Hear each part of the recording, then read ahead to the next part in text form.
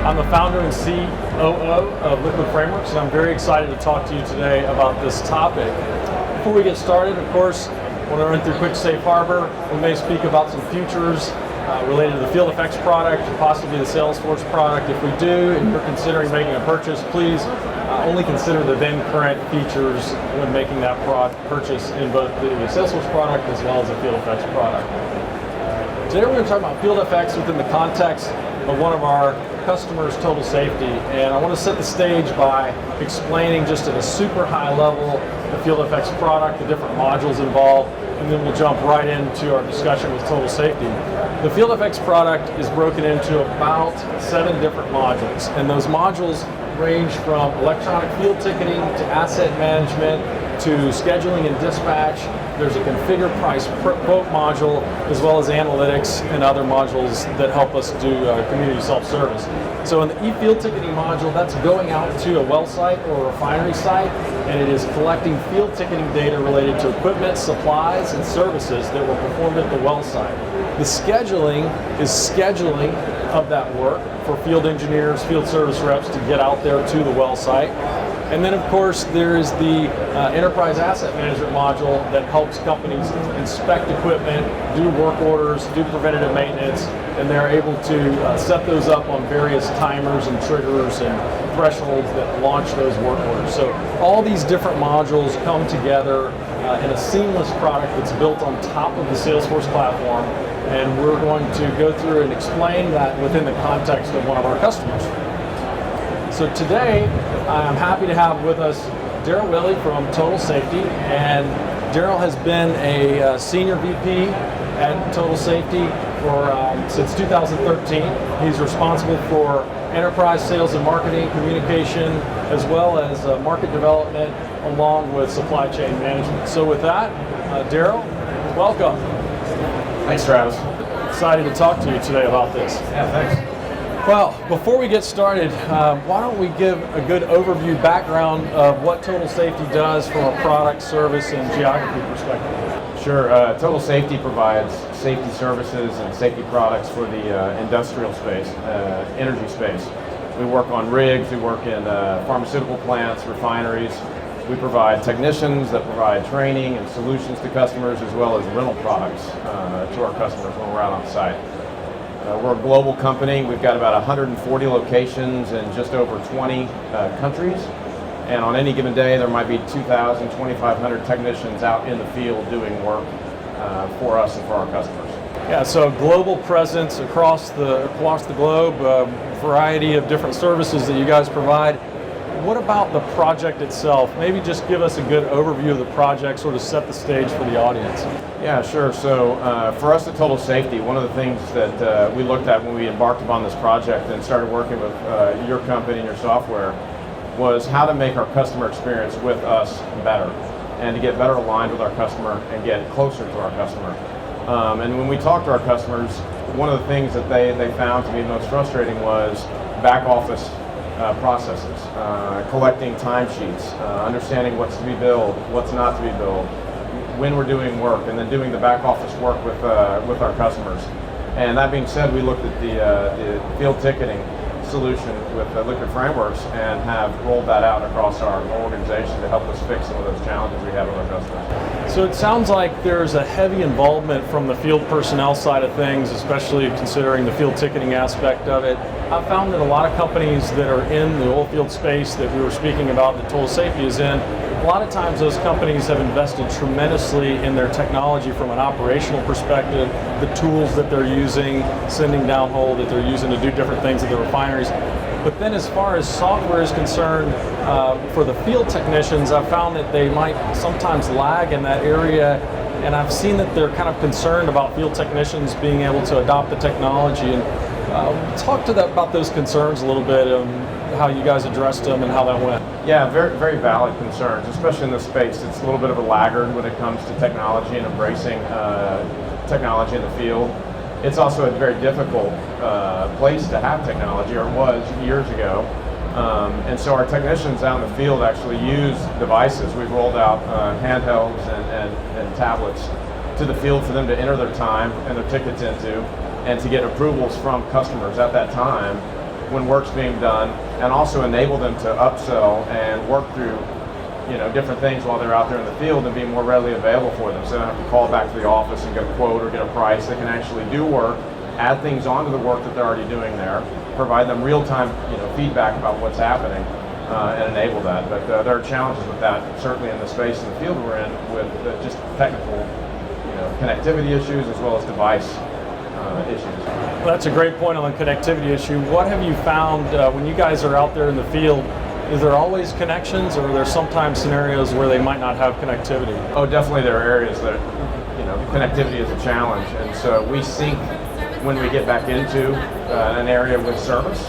And that enables us to be almost real time with the data, or at least near real time with our information, but certainly miles ahead of where we were with old paper processes. If you remember, you do, but for everyone here today, is our technicians used to have almost three colored forms, pink to the office, yellow to the customer, and green for their boss or whatever. And to do away with that and having that signature electronic with more information there for us differentiates us in our space and makes us, I think, more valuable to that customer. Oh, I definitely remember those three carbon copy forms. That's definitely something of the past for you guys now, and that's fantastic to hear. Yeah. So speaking of those kind of benefits, are there any specific ROI examples that you might want to mention to the crowd that you guys benefited and that helped drive the value of the project? Yeah, sure. I think one of them was just rapid deployment for us. So the cost to do this versus the benefit that came back as a company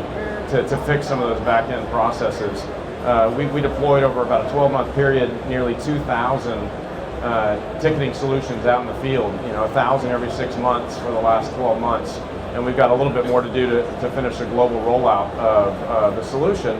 But then we've also tied it into the rest of our applications that sit on the Force.com platform to enable us to do quoting and to do our sales pipeline opportunity management in the same system. So we've standardized on the Force platform with ticketing in the field, with Liquid Frameworks, and then with our solutions up front. So, well, speaking of tying it into other systems, you're talking about running it against other systems that are within the Salesforce ecosystem. What about integrating it into other systems that you guys have within the organization, accounting, that kind of thing? Did you find that was needed to be done, and how did that go for you? Yeah, absolutely, and that's, most important thing for us on this project was to try to understand our process maps and our process flows across the organization. We're a company that grew through acquisition. So over 20 years, we had about 24, 25 acquisitions that built the company. So it was a chance for us to go back and align all those processes and then pick solutions and technologies to standardize across. And so for the most part, globally, we'll be on just a handful of solutions. Certain either business units or divisions have certain needs that they run their own software, but for us it was tying all that up together so that we could get good at what we're doing, which is servicing our customers, and let the back office just be what it is, a little bit more efficient of a process and easier for our customers to work with us, so we partner up with them better. Absolutely. So speaking of them operating more efficient, those type of benefits, were there any surprise benefits that you found that you ended up reaping from the implementation that you might not necessarily have expected or thought about whenever you guys were planning it and doing all of the process mapping, but at the end of the project, was there anything that you saw, oh wow, look at that, we didn't really expect that, but we ended up getting it? Sure, I think we're still learning what that is. It's been heads down adoption for the last 12 months to get to where we are now, but one of the things I'd say is customers reaching out to us to talk to us about being a preferred vendor with them or preferred partner if we were able to provide electronic solutions back to them for our back office processes. And in our space, I mean, with we do work in upstream where oil prices are, where the upstream market is as a whole. We've got to be very competitive to make sure that our customers still use us and we provide services to them. And so to have differentiation, that we have technologies and solutions in place that make us preferred, if you will, make us a single choice as opposed to them, looking across 4 or 5 vendors, and we stand apart. It also allows us to expand what we do within our customers and upsell more. So it brings ease of selling more to our customer at the hands of our employees, which provides extra sales, extra opportunity, and another differentiation about why one vendor, one supplier can provide more to our customers.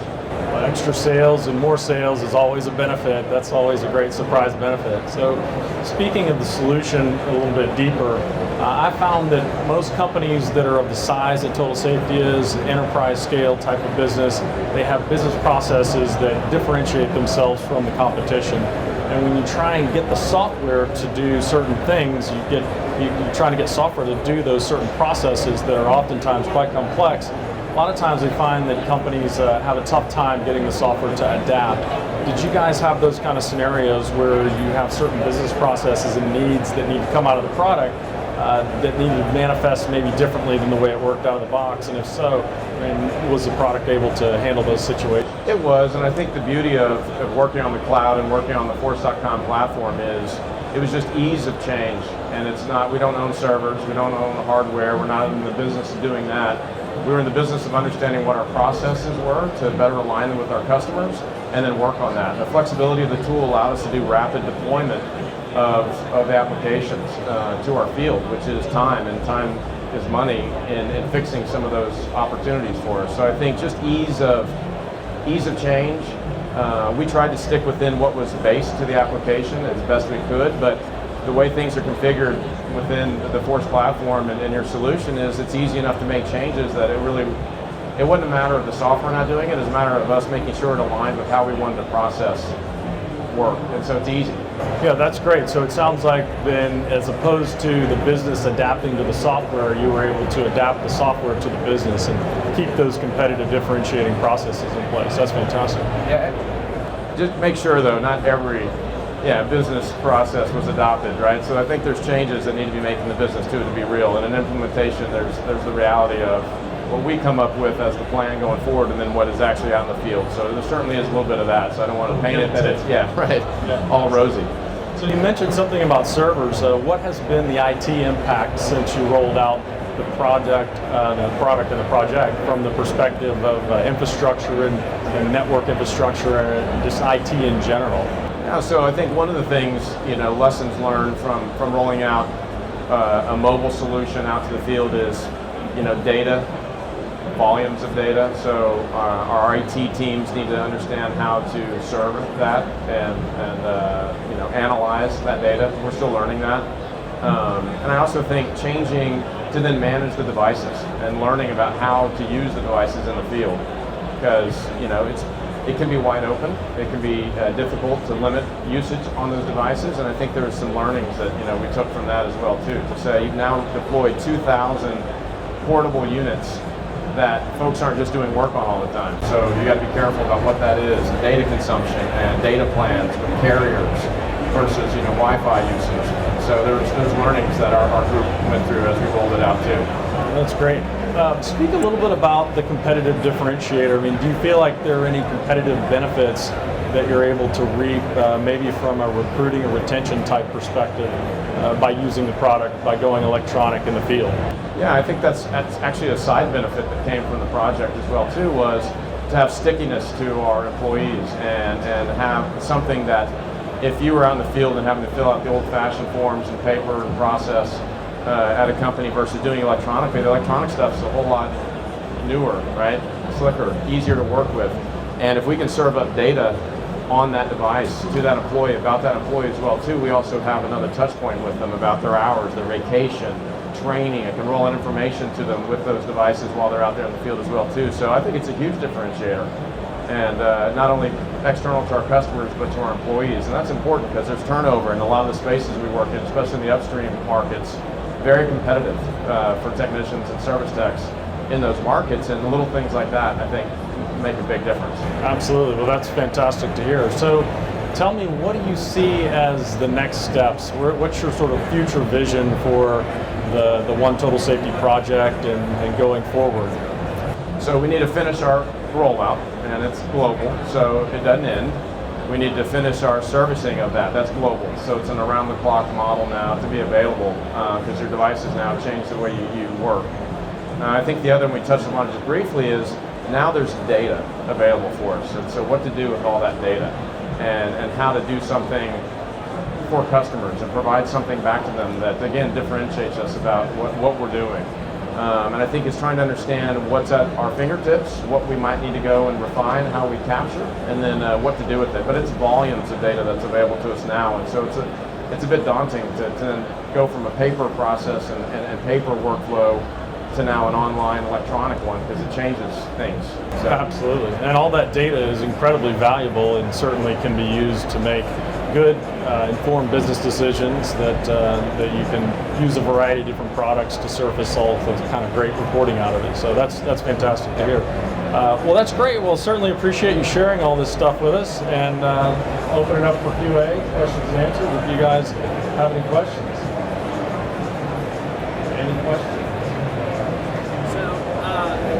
What advice would you give to other service providers that are looking to take on a full automation process? So the question was, what advice would you give to other service providers taking on a change like this? And I think for sure, number one is processes and understanding your process flows and your process maps internally. Taking the time to not only do it from an internal perspective, but to get out into the field and understand what they do in the field and what the real world's like. Because I think on a whiteboard, we can come up with all kinds of ways things work or they should work, but in reality, they rarely match up to that. So spending the time to get out into the field and have those conversations and do a lot of user interviewing, a lot of user input to the process, and I'd even say stage gate that as you roll out stuff so that they can touch it, feel it, break it, try to run it for a while, and then go back in and do it again. So the question is, now that the next step is to extract data out of the system because of all this great data that's been collected, what types of software are you looking at to do that? Have you gotten to that stage yet? Well, we're just starting. I mean, I think the reality is the volume of data that's available to us and the detail that's there is, as I said, it's a bit daunting, right? To say all of a sudden now you're in the data business and you've got to do something to slice and dice that data, to be smart with it and make information and then make analytics out of it. I think part of it is we're trying to understand what we need internally from a management perspective, what I need for the mid-level managers or the ops managers to run their business better, and then what data I can capture to help my customers, and again, differentiate to the employees, as you talked about. So it's different data sets that are required across each of those, and I'm not sure one technology serves all just yet, but that's not to say we haven't looked at half the demos in the booths around us here to try to figure out what that is for us next. And to get smarter with what's available for us now. The investment has been made, the processes have been done, it's time to put it to usage. So yeah, this time next year at Dreamforce, we'll see where the progression is, right? The line's got to look like this. Plenty of great analytics partners running around here, I'm sure. Yeah. Well, thanks so much for everyone's time. Certainly appreciate it. We'll be around to answer any other questions that anybody might want to ask offline.